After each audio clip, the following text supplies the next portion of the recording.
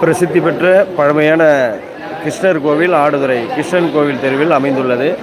இந்த திருக்கோவிலில் ஆண்டுதோறும் நடைபெறும் சித்திரை பிரம்மோற்சவம் தற்போது நடைபெற்று வருகிறது. இன்றைய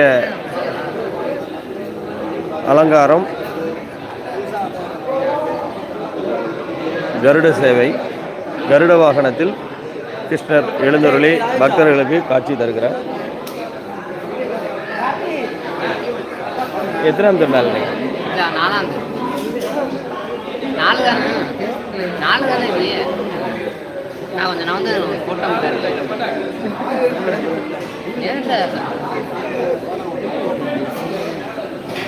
இந்த பிரம்மோற்சவத்தில் திருக்கல்யாண வைபவம் புதன்கிழமை மாலை நடைபெற உள்ளது.